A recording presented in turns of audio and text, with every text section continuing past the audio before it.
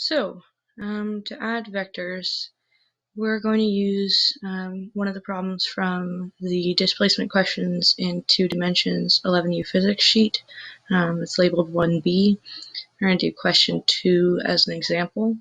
As we go, we will go over the steps and then also show you an example of it happening. So on your paper, I'd recommend making a little kind of table that just says steps and then example, because we'll run through the steps on one side in words and then put our example problem on the other side. So if we are looking at this question, a boat travels 5.8 kilometers at 35 degrees north of east and then 4.5 kilometers at 50 degrees west of north. What is the total displacement? The first step is to, as always, draw the problem out. So we're just going to say, we can say that's step 1 if you like. Step 1, draw vectors. And it's very important to remember to think about our coordinate plane and our compass and how they relate. So never eat shredded wheat. And remembering that north is going to be in our positive y direction, east is in our positive x direction, south is in our negative y direction, and west is in our negative x direction. So when we draw our vectors, our first vector is at 35 degrees north of east. So if it helps, you can imagine a coordinate plane and draw your vector at 35 degrees north of east. I'm actually just going to really quickly move this downward so we have a little more space for our second vector. So 35 degrees north of east, that's imagining that you're starting at east over here and then you're moving 35 degrees in the north direction and placing your vector right there. So if we have our vector right there, then you can label this with the values. So okay, 5.8 kilometers and 35 degrees north of east. So you can write in 5.8 kilometers, and this angle right here is 35 degrees north of east. And very important that you put in the arrow so that we know what direction we are moving in. And that's partly because you can keep the axes if you like them, but you can also erase them, which will make it slightly less confusing when we add our second vector. So our second vector is 4.5 kilometers at 50 degrees west of north. So it's important to remember that this is a boat that's actually traveling. So it started at the tail end of this vector and has moved towards the tip where we put our arrow. So our next one will be starting at that tip of the last one. So we're going to match them tip to tail. So then, okay, our next vector, again, if you're able to just draw this kind of imagining the coordinate plane, you can, but if not, draw a new coordinate plane, a new set of axes. Oops, that wasn't very nice. Okay, it's going to be crooked. A new set of axes. Well, no, I can't deal with that. A new set of axes. Sure, roughly where that last one ended. And can I move these? Nope. All right. So let's try to get this right one last time. Close enough.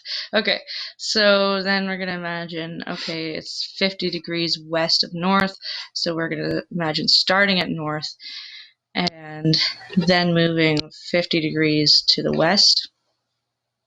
Then we end up with our vector, again with the tail touching the tip of the last one, moving in this direction. And then we can just zoom in slightly on my sheet and label with the values. So that was 50 degrees. Very important that we remember where our 50 degrees was. So our 50 degrees is on this side between north and the vector, not on this side over here. So that's one of the most common mistakes, is that you put the angle on the wrong side where it wasn't labeled.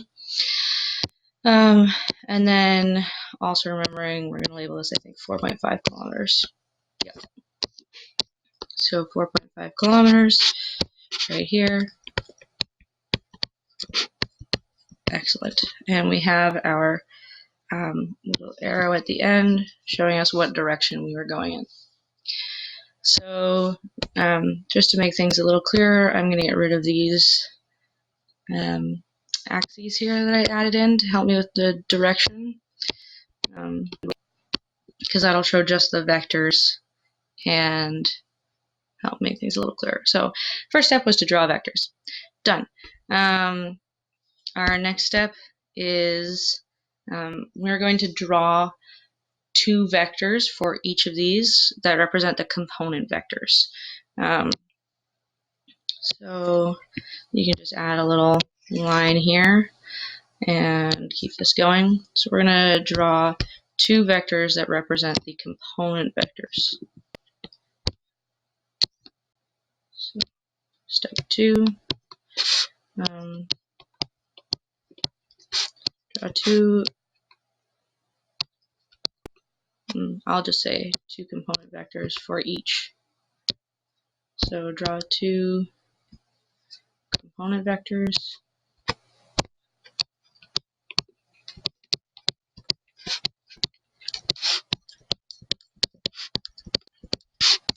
For each vector that represent the x and y components.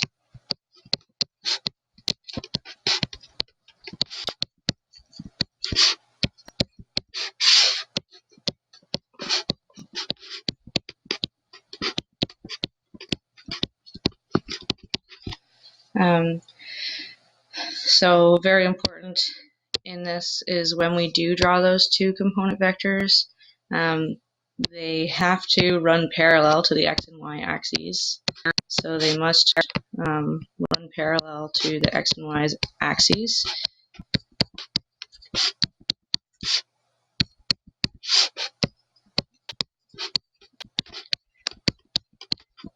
And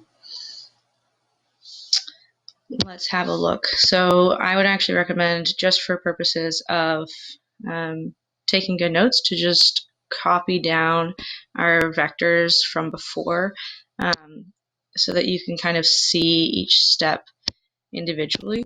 So I'm just going to make a copy of mine, but on yours you can just draw a copy and put it below so that you can kind of see these steps individually. And it might make sense to draw it just a little bigger so you have a little more space to draw around it. So if we're drawing our component vectors, we might want to label these just so that as we start writing more and drawing more, we can keep track of them a little. So because this is a problem with displacement, we can label this as displacement 1. Because it was our first one. And then we can label our other one as displacement 2. And that'll just help us keep track as we start to add some more elements in here. Displacement 2. There we go.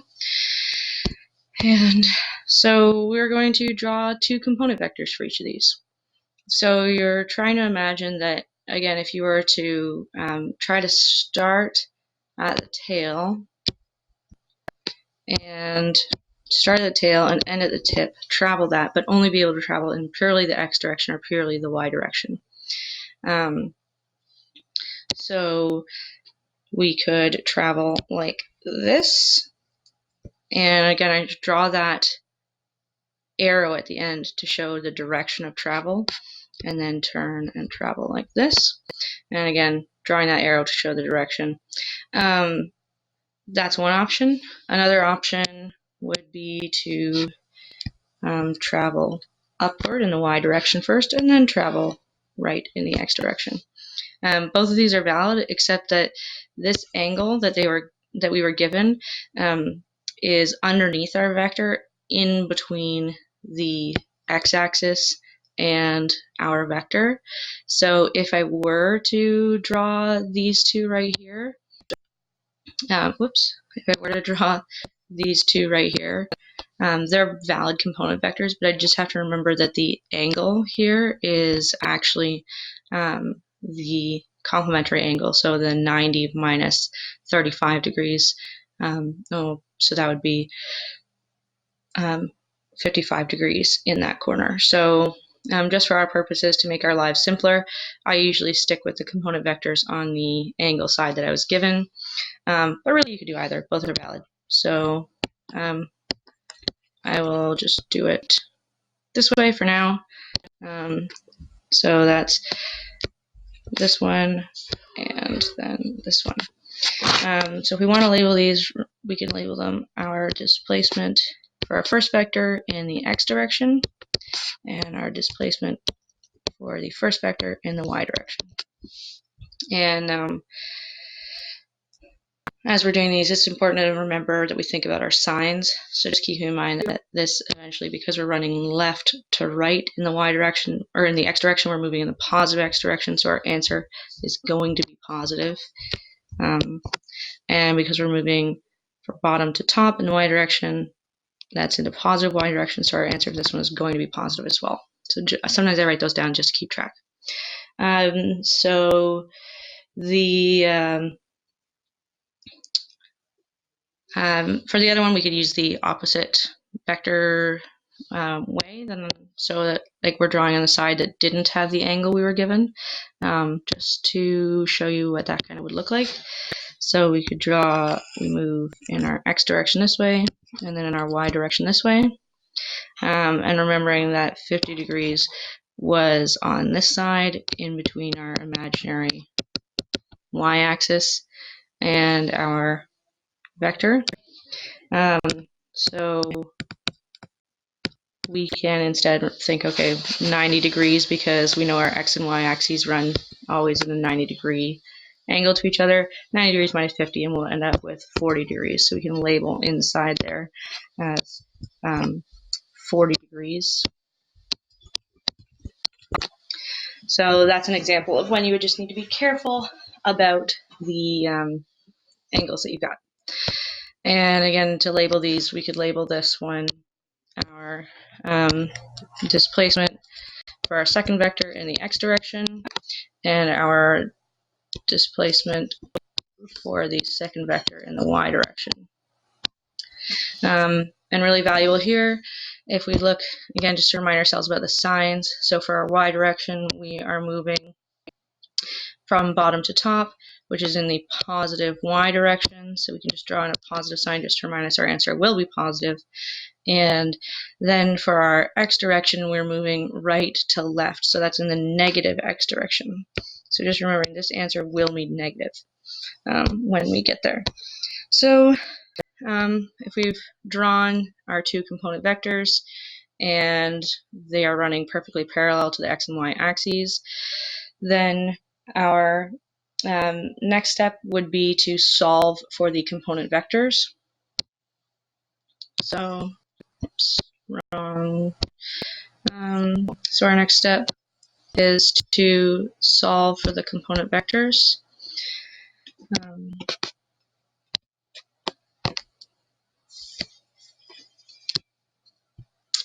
Let's write this down.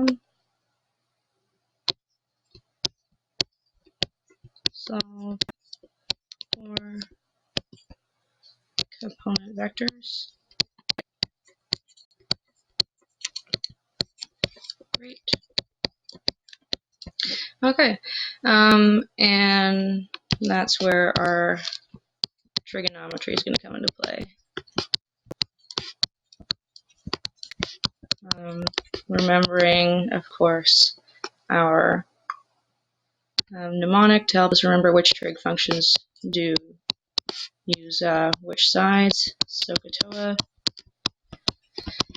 Okay, so we can, if you want to make this a little bit clearer, sometimes people benefit from redrawing these triangles kind of as individual triangles. It's up to you, doesn't matter, but let's imagine we drew our first displacement vector as an individual triangle. So that would be, let me just make this a little bigger so it's a little easier to see.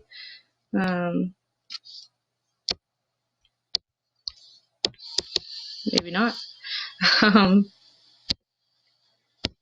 So that would be taking this triangle right here and redrawing it like this. Okay, and then relabeling with the stuff we know. So that's that 5.8 kilometers on the top there. And okay, and then our angle of 35 degrees. So again, you don't have to redraw them, but some people it really helps.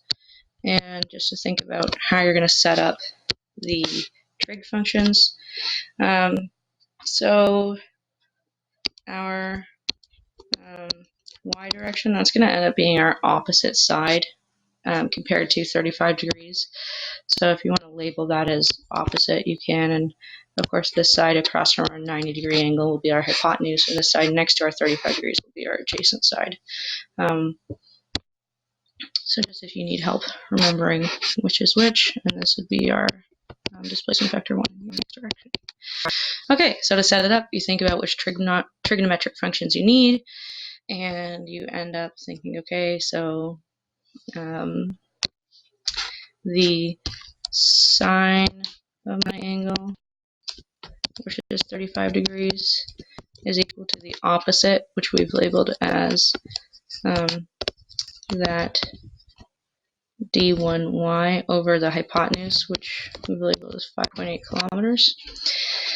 And you multiply both sides by 5.8 to end up with 5.8. Or let me just make this a little smaller, actually. So you get 5.8 times sine of 35.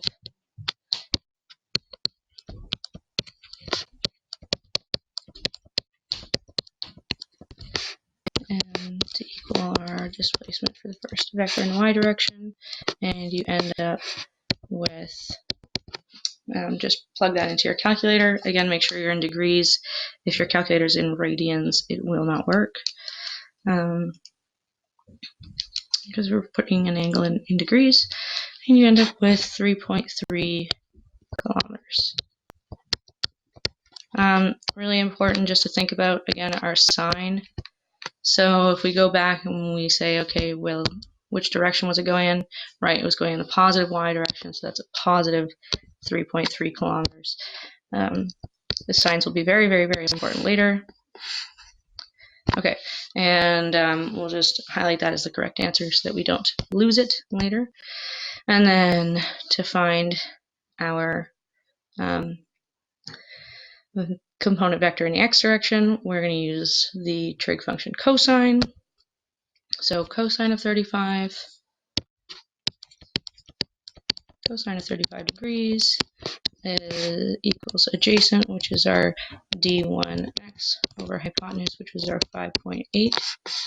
And when we rearrange that, we get 5.8 times our cosine of 35 degrees equals our d1x.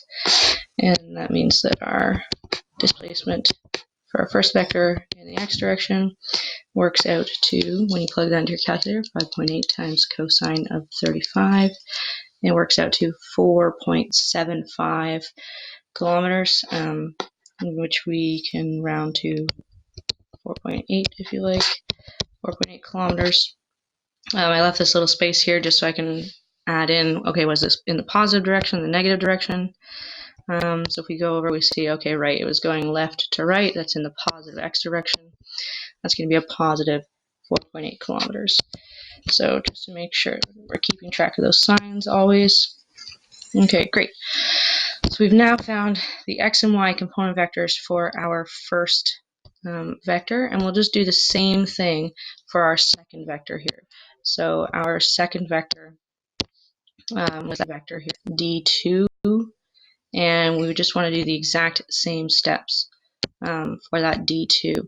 And like I said, it can be really helpful to copy it and or like redraw it in your case, and just draw it. It's kind of to separate out what's happening, and then solve for it, and just do all those same steps again using trigonometry, thinking about, okay, if we are caring about this 40-degree angle in the right-hand corner, then our opposite side would be our y direction, our adjacent side would be our x direction, and our original vector is our hypotenuse. So you can just run that math again.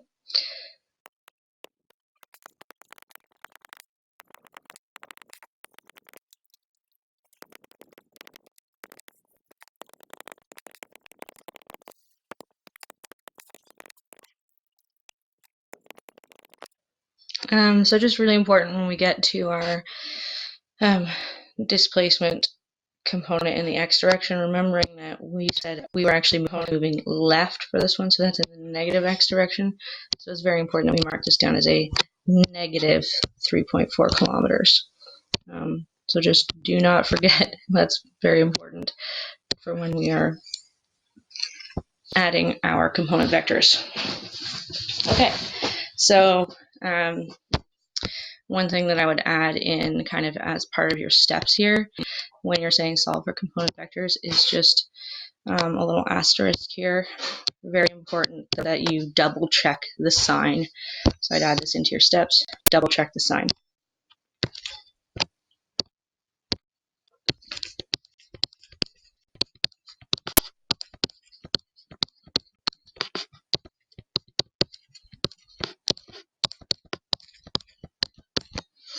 Okay, great. So now that we've solved for our component vectors, our next step is going to be to add together our component vectors.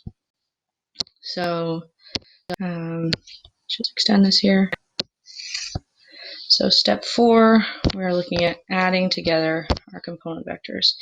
So for our step, we're going to write down, add our x components together and add the y components together.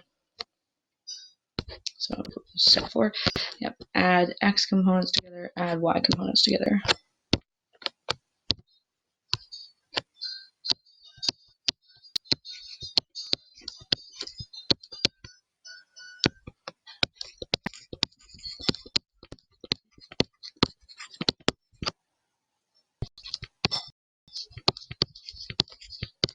Add our y components.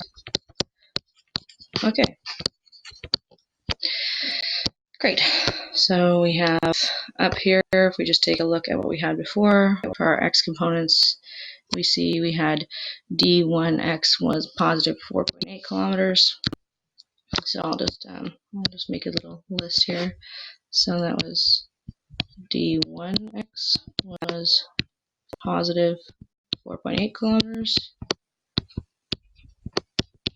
and our d2x was negative 3.4 kilometers. And then for our y's, we had our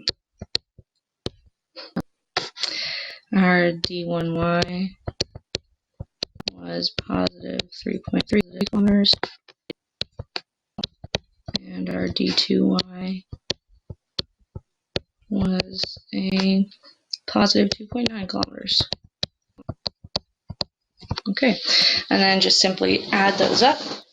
So add 4.8 and negative 3.4, and we are left with overall displacement in the x direction of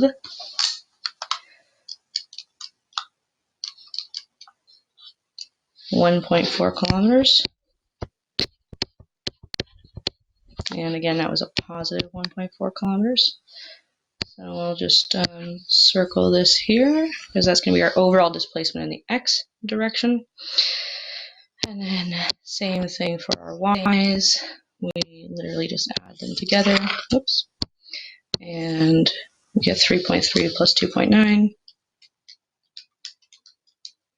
And that leaves us with 6.2 kilometers. Again, that's a positive 6.2 kilometers.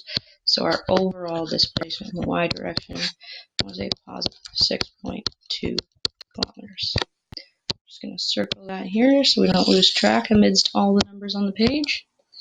Okay, great. So we've added our x components and we've added our y components. Now we're going to draw a vector diagram with our new vectors. So with our new component vectors. So that's our step 5, is to draw a vector diagram with our new component vectors.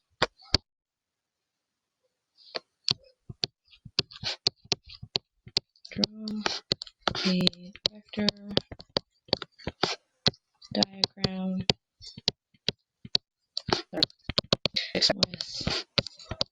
with our new component vectors. Okay, great. So let's have a look at that. So these new component vectors are in the pure x and the pure y direction. So our overall displacement in the x direction was positive 1.4 kilometers. So I'm going to travel in the positive direction, and that is in the positive x direction, and we can label it 1.4 kilometers.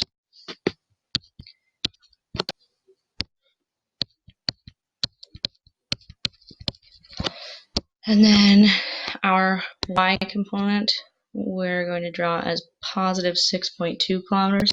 It's very, very, very important here that you imagine something actually traveling so that we match these vectors up correctly. They should match up tip to tail. So the tip of our 1.4 should match up with the tail of our positive 6.2 kilometers.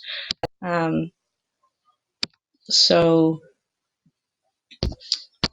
again, you can label this as 6.2. Obviously, I haven't drawn this to scale. On yours, if you want to draw it a little more carefully, that's fine. But as long as we do the math correctly, it should be all right. So again, we had this going in the positive x direction and the positive y direction, which we've drawn. They joined up tip to tail right here in the corner. So this would be correct. If you had drawn it like this, as 1.4 joined up with a 6.2, that would be incorrect. So this is not right. They joined two tails together. But in ours, you can see that because they've joined up tip to tail, we can actually see, okay, yes, clearly our overall vector starts at this tail and ends at our overall tip. So it goes like this. That is going to be our overall vector.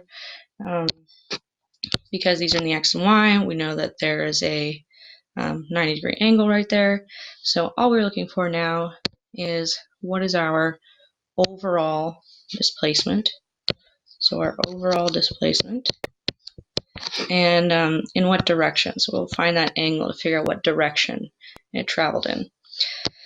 So our next step is kind of a continuation of this step, but so our next step is to actually solve for our overall displacement. So figure out our magnitude of our overall vector.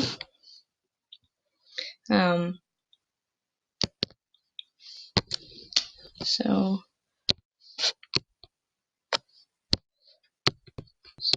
solve for overall vector, and that means we're going to solve for the displacement, or sorry, the displacement. We're going to solve for the magnitude, which in this case is displacement. So magnitude is our actual size of that vector, our number. And we just leave a little space here because we're going to write under it in a second. And we're also going to solve for our direction. Just remember, vector components involve a magnitude and a direction. So just underneath our magnitude, we're going to write, to solve for our magnitude, we're going to use the Pythagorean theorem.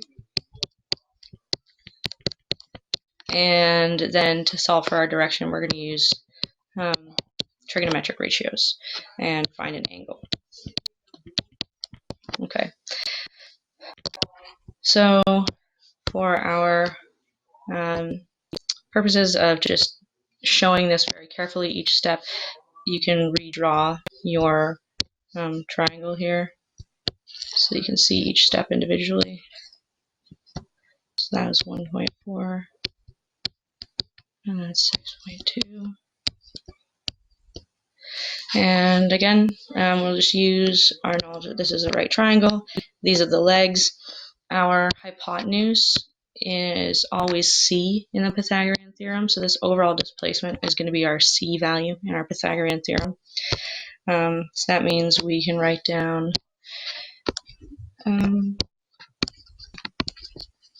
a squared plus b squared equals c squared. To solve for c, we take the square root of both sides. The square root and the square cancel out over here, and we're left with a squared plus ac squared. Square root of that total thing gives us our c, and again, our c is going to be our hypotenuse, or our overall direction. That's my family playing guitar in the background. It doesn't particularly matter if these are negative or positive, because if you had a negative value, let's say we were moving negative 3 kilometers in the x direction, when you squared it, that negative would work out to a positive. So plug in our numbers. It doesn't matter which is A and which is B. The legs are interchangeable. It will work out fine.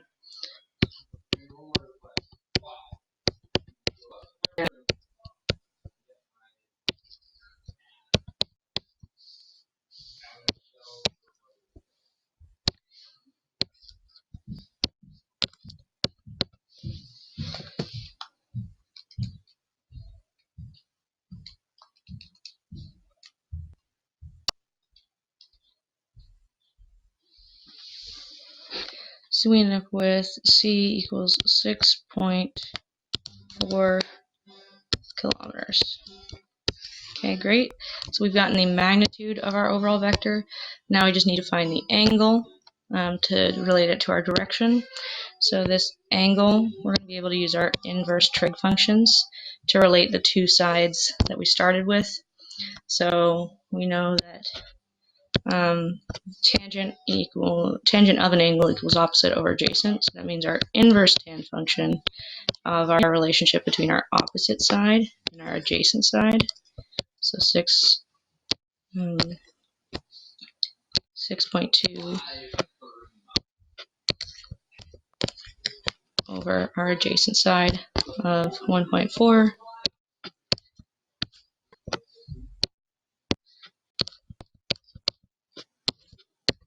If you plug that into your calculator, making sure that you have brackets around that whole ratio,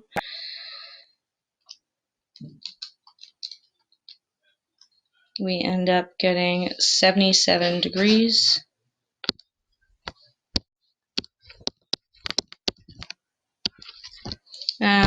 So then we just have to relate our 77 degrees to the closest compass direction. So because it's 77 in here, let's just imagine, again, a coordinate plane. And we got 77 from the x up to our vector. So up to our vector, let's imagine our vector right here. That was 77 degrees. So that is 77 degrees north of east, but it might actually be more accurate to represent it as east of north, because it's closer to the north side than it is to the east side. So we just say, okay, what's 90 minus 77? End up with 13 degrees. And so it's probably more accurate to give it as a 13 degrees east of north direction. Just imagining you're actually giving these directions to a person. So then our final answer is 6.4 kilometers. So that's our overall displacement. was 6.4 kilometers at, imagine again, starting north and then moving 13 degrees in the east direction. And that is our final answer. So if you want to make a note underneath here, finding the direction part of your notes here, I would add in that maybe a note here related to the closest compass direction.